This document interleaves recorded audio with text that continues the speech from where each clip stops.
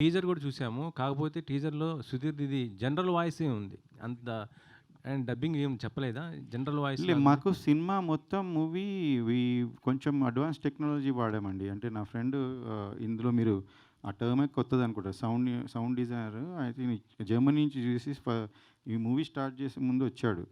వచ్చి జర్మనీ నుంచి ఒక హాట్‌స్టార్‌లో ఒక సీరీస్ చేశాడు. తర్వాత వచ్చి నేనిట్లా చేశాను. నీకు డబ్బింగ్ ఇవన్నీ ఖర్చులు తగ్గుతాయంటే, నాకు తెలవదప్పుడు. ఎందుకంటే మనం జనరల్‌గా బయట చేయిస్తాం తర్వాత. అట్లానే ఆయన ఇప్పుడే కాదు. మేము స్టార్టింగ్ సాంగ్స్‌కి ముందే మేము చూసుకుంటున్నప్పుడు సినిమా గూడా అంతా ఆయన క్లీన్ చేసి, ఆయన కొత్త టెక్నాలజీ వాడి, ఆయన పర్సన్స్‌ని పెట్టి చేయించారు. సో, జనరల్లీ మనకి అంత అవసరం ఉండదు డబ్బింగ్. కొంచెం నేచురల్‌గా ఉన్న చోట్ల నేచురల్‌గా పెట్టాము. అయితే చాలామంది స్టార్స్‌కి డబ్బింగ్ అట్లనే అయిపోయింది. అండ్ మోస్ట్‌లీ ఆన్ సెట్స్ అయిపోయింది. ఎందుకంటే ఆయన కొత్త ఎక్విప్‌మెంట్ తెచ్చి వాడిండు కాబట్టి మాకది హెల్ప్ అయింది. అంటే సింక్ సౌండ్‌లో ఏమన్నా చేశారా? I clearly don't know that technology. ఆయన కొత్తగా జర్మనీ నుంచి వచ్చి వాడాడు ఒక ముగ్గురిని పెట్టుకొని.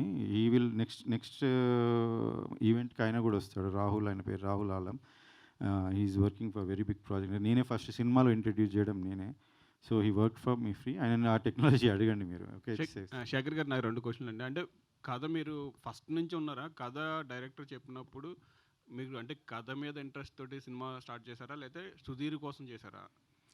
లేదండి. ఇది ఏమైందంటే, నాకు ఒక ప్రొడ్యూసర్ డబ్బులిచ్చేదుంటే ఆయన ఆఫీస్‌కెళ్తే ఆయన నాకు "అన్న ఒక లైనుంది మంచి కథ ఇది. ఒకసారి వినండి అన్న. ఎట్లాగన్నా వచ్చారు కదా!" అంటే సరే అని విన్నాను. విన్నా అంటే ఒక లైన్ చెప్తారు కదా! ఫస్ట్ 5, 10 మినిట్స్ ఇలా ఇలా ఉంటది అని. దాని పరంగా బానే ఉంది. ఇక హీరోస్ ఎవరు? ఏంది అనుకుంటున్నారంటే, ఈయన రైటరు, ఆయన అంటే ఆయనను చూసాను ఫస్ట్. ఆయన నరేష్ అనంగానే నేను డెఫినెట్‌గా అరే! ఈయనకి ఫస్ట్ మూవీ ప్రాబ్లమ్ అయింది అది.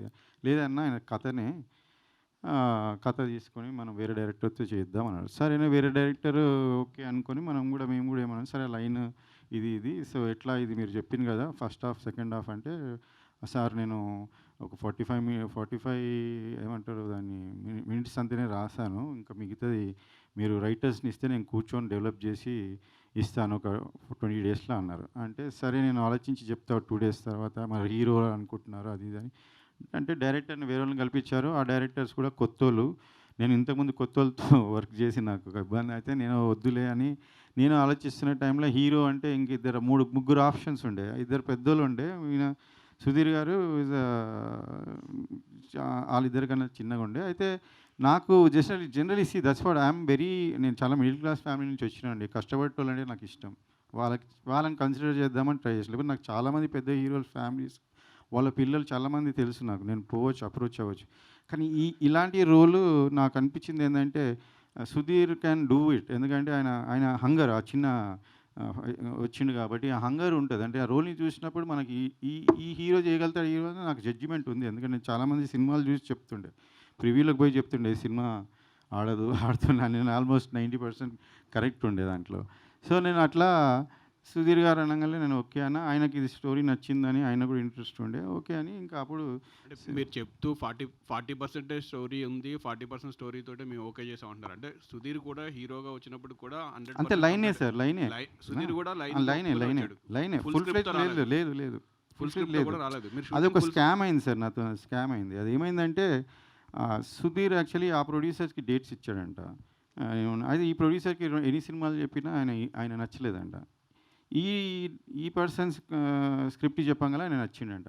అప్పుడు నా డబ్బులు ఇస్తా అని నాకు ఆఫీస్ పిలిచి నాకు ఈ స్టోరీ చూపించారు. ఇది ఆయన్ని ఒప్పుకున్నాడు. చెప్పినాయన నరేష్ ఒప్పుకున్నాడు. ఇది నేను డెవలప్ లేదన్న. తర్వాత నాకు ఎప్పుడు చెప్పారంటే రాసుకుంటా సుధీర్ రైటర్ కూడా ఉండే, మా రైటర్ నేను ఇద్దరిని పెట్టా.